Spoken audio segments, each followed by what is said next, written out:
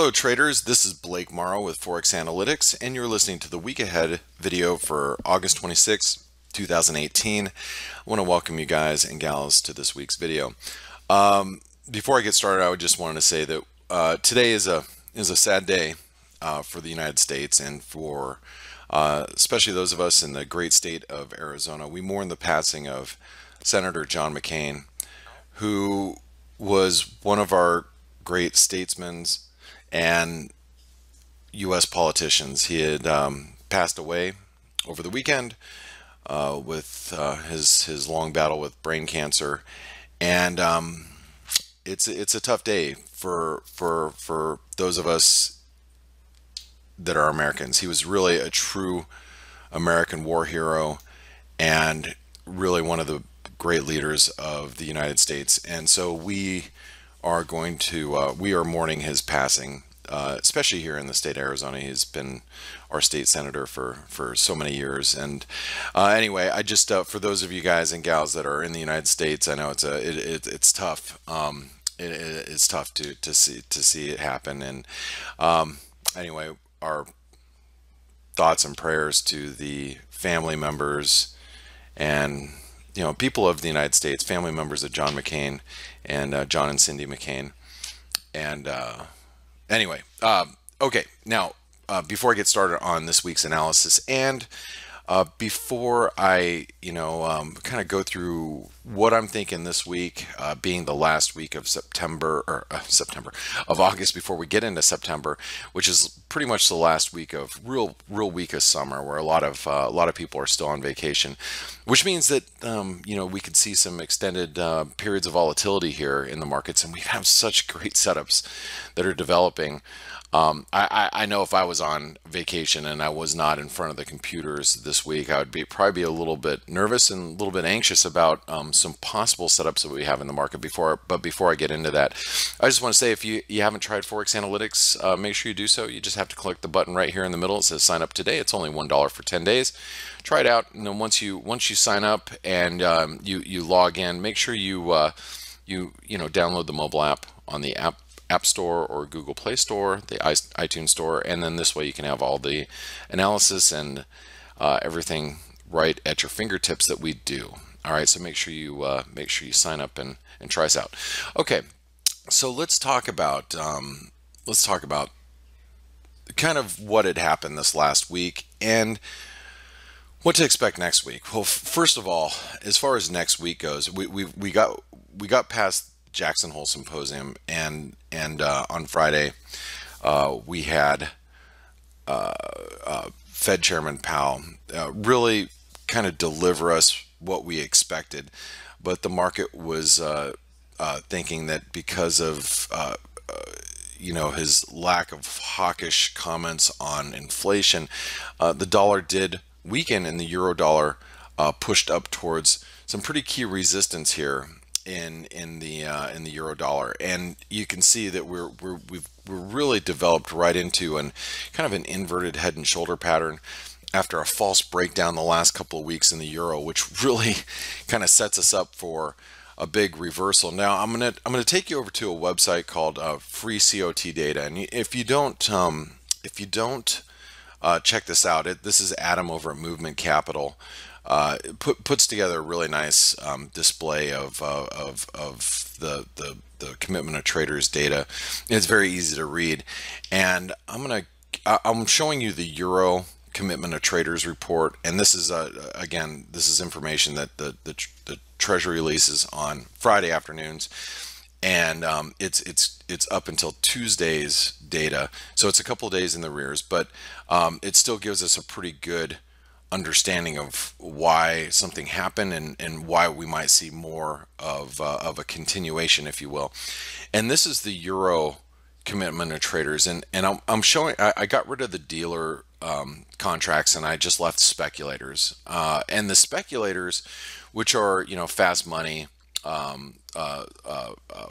players, not banks, more of hedge funds and whatnot. The speculators are short the euro, and matter of fact, they're most short that we've seen since beginning of 2017, as prices have gone down. Now, why is that a big deal? Because the fast money market right now is short euros, and that might explain the reason why we saw the end of the week the euro really start to squeeze higher. You know, you can see on this would be Tuesday, Wednesday, Thursday, and Friday of this last week, the euro started to squeeze higher because you've got the market caught, especially the retail market or the speculators really caught short the euro, which could extend, because this is, again, this is the biggest short position that we've seen all of 2018 and a lot of 2017. So when you got the market, the fast money short the euro, and then the euro starts to squeeze, that means there's room for potential continuation of the euro dollar, and that's important to note.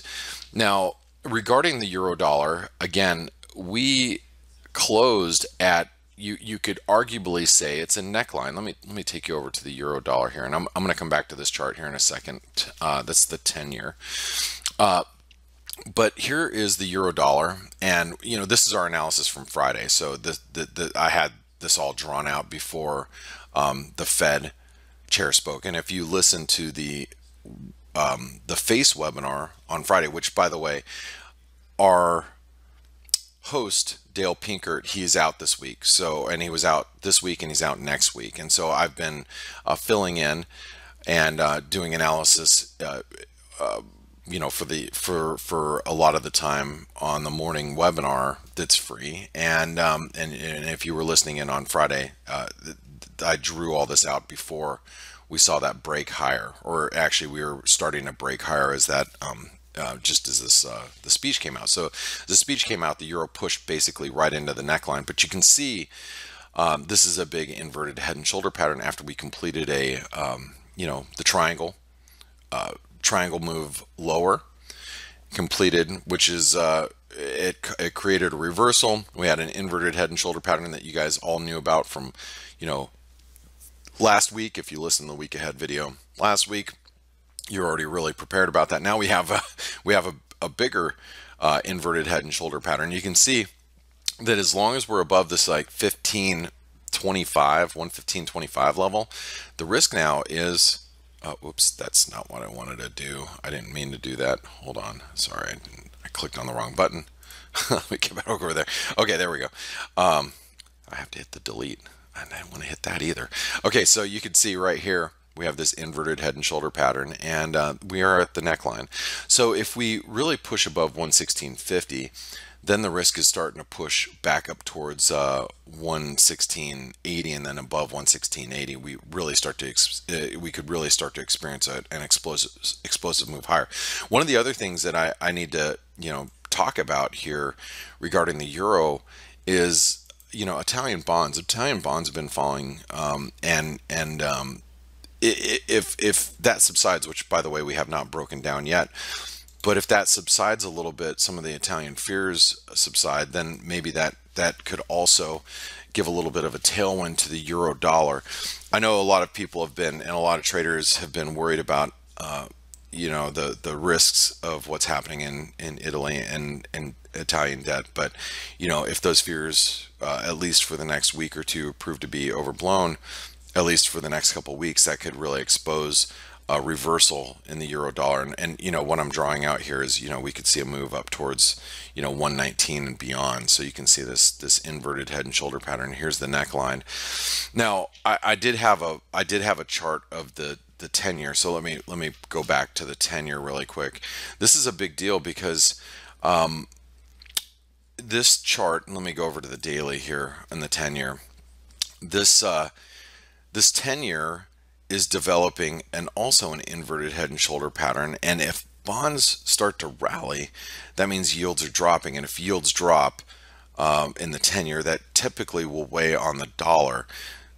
You know, so as bonds go up, yields go down, and so we came out of this big descending wedge, you know, earlier this year, and we've been developing like kind of a bottom. We've been trying to carve out what looks like an inverted head and shoulder pattern, and this is one of those trades that the market is not expecting. The market has been expecting higher yields, lower bonds, and just a continuation. But after such a prolonged move here, and you can see this very divergent relative strength, the risk is starting to build that we, get a reversal here in the 10-year, and if the 10-year rallies, and let's say we really start extending ourselves higher towards like 124, that's going to take yields. And here's the this is the chart of the 10-year yield.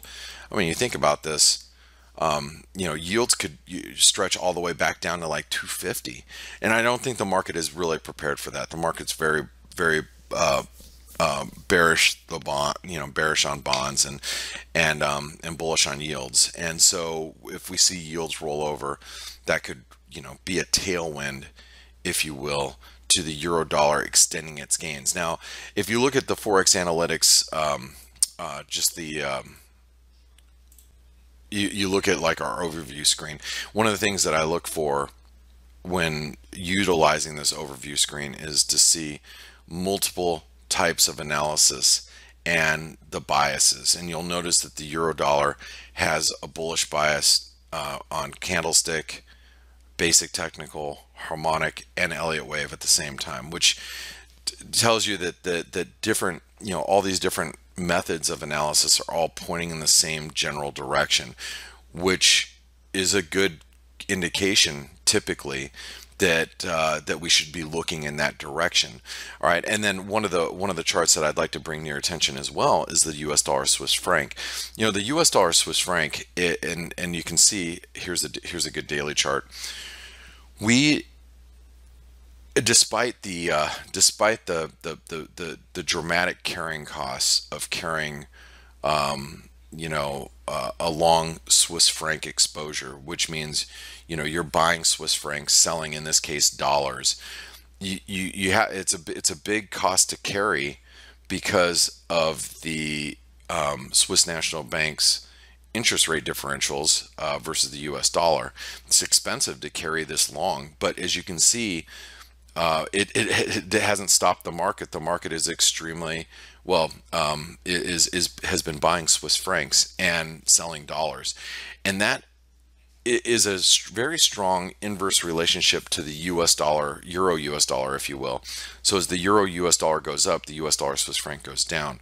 So and this could really be signaling something bigger brewing in the market, where the market might be a little fearful of something where the market doesn't care what the cost is to carry the Swiss franc.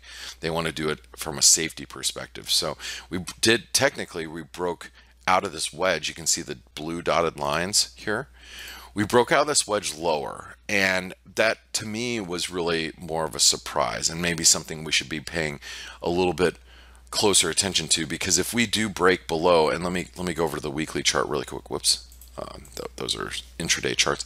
You see this weekly chart. We broke this multi-year trend line here, this channel. So, if we start getting down towards the 97.50 level in the U.S. dollar Swiss franc, things could perpetually pick up speed lower, and you could see this dollar Swiss franc really implode. And one of the things from I know I referenced Movement Capital, and Adam at Movement Capital he's talked about and if you follow him via Twitter, he's a good Twitter account to follow. He's talking about the extreme positioning in the short Swiss franc trade, which if that unwinds, we could see the U.S. dollar Swiss franc really move lower quite aggressively. And so I think that's something that we need to pay attention to. I think one of the trades that the market is not expecting is a stronger euro and a stronger Swiss franc at the moment, or a stronger bond market with lower U.S. yields. That's something really that we should all be paying attention to. Now, one other chart I want to bring to your attention is the cable. Now, I'm going to show you this this daily chart here on the pound. You'll notice that there's this very strong trend line. And matter of fact, let me actually take you over to my drawings really quick, because I did not do the weekend analysis for ForexAnalytix this particular time. But you'll notice that we came out of this this channel, and we've been moving our way back up towards this 129, 130 level. And we're capped right now by 128.70 or so. Now, in the event the cable starts breaking above the 129 level, that's another position or a potential reversal that we should be watching regarding the pound. It's everybody's extremely bearish the cable because of I think the market's preparing for a no Brexit deal. And by the way, the headlines are hot and heavy. It seems like I can't wake up in the morning without seeing some sort of headlines regarding Brexit talk and the continuation of preparations of a no Brexit deal. And I do think this is a negotiation tactic of not only the UK to get the attention of the EU to try to get a little bit better of a deal, saying that, hey, we are prepared for no Brexit. But I think the market also has priced that in quite extensively. So if the Brexit talks show any type of improvement, the risk of a squeeze here in the pound is quite high. I think we really need to see a move back above. See this red line right here, which is 129.50. We need to see a move right back above here, and I have actually alarms set all over here just because I want to know that if we break back above 129.50, 129.60, we're probably going to start to see a squeeze higher in the cable. And maybe it's not just pound related or cable related. Maybe it has to do with the euro dollar rallying significantly, and if that happens, it might drag the pound dollar kicking and screaming higher, as well as they have a pretty parallel relationship. In other words, it could be more of a dollar move than just a pound move, but it's something that I think we should be paying attention to. Now, one of the other charts, which also has my attention regarding the cable, would be the euro pound, and you'll notice that the euro pound pair had strengthened to a level, and let's pull up the weekly chart here. We'd strengthened to a level that we haven't seen since mid 2017 or early 2017. But it also is, and let me take you over to the euro pound on my charts. We also are at and holding a 618 retracement of the spike highs at 93 pence down to the lows at 86 and change. We're right at a 618 retracement. So, as long as 90.50 holds, the pound might actually start to see a little bit of traction. The pound dollar, which we were just discussing, the pound dollar might actually start to hold its own here now that the euro pound has hit such a key technical level. So that's another thing to pay attention to regarding the cable. The couple other currencies that we should probably just note, and we don't really need to take a really big view on right now, is the Aussie and the Kiwi. The Aussie really got battered down last week because of the change in leadership. I think the political woes in Australia will continue in the intermediate term. So trying to trade the Aussie to the long side is not a trade that I'm looking to do at this point, and actually I'd lost money being on the long side of the Aussie this last week, and I'm probably going to look for a short if we get any type of bounce in the Australian dollar as a result to US dollar weakness. I'll probably be looking for a short at some point in time. Then last but not least, let's talk about gold. Gold is one of the drivers of the dollar, in my opinion, and you guys know that the gold and the dollar have a very inverse relationship. Well, gold had broken out of its down channel that we had set since basically all of summer, and gold, we have to watch if we start to get a good break above the 1210 level, really, on spot gold, which is the XAU USD. If we start to see a move above Friday's highs, then that might be one of the indications that confirm that the euro is rallying, the pound is rallying. Is just continue to watch gold. Gold had we had a capitulation type of move in Asian trade. 2 weeks ago or a week and a half ago, and now we're starting to see that reversal. And the gold market had been battered down, and we get a move above this 1210 level. You could really start to see us extend back to 1220, 1230, which again, it would be a tailwind, okay, not a headwind, a tailwind for the euro dollar continued squeeze. So I think in Asian trade and early dealing in the European trade on Monday, we need to pay a really close attention to how the euro dollar is responding to this 116.30 level. And if we get above 116.50, that could be a clue that the dollar is retracing. And I guess, since I'm here, one last thing I'll talk about. Wow, this is a much longer video than I thought. Is that the dollar index? You can see the dollar index. It's inverse of the euro, but the dollar index, really key support is going to come in at 95 on the dollar index. That's going to be really critical, because that's going to end up giving us a false breakout up here and a complete reversal in the dollar index. It could take us all the way back down to the 200-day moving average, which is way down at 92.50. Guys and gals, my name is Blake Morrow, and if you like this video, please hit like on the YouTube channel, subscribe so you never miss any of our videos that we post every single day. If you don't happen to be in front of your computer when we're broadcasting live for our free webinars, and make sure you share this with all of your trader friends and family that you if you think this has been a benefit for you. So guys and gals, have a great week. And oh, I forgot to mention that next Wednesday we have preliminary GDP for the U.S. and we have Canadian GDP on Thursday, and we have some inflation data at the end of the week for the Eurozone. So and we have PCE for the U.S. on Thursday. So we do have some data this week, even though it's the last week of summer, real week of summer. But anyway, you guys have a great trading week this week, and I'll see you on the FACE webinar on Monday. Thank you.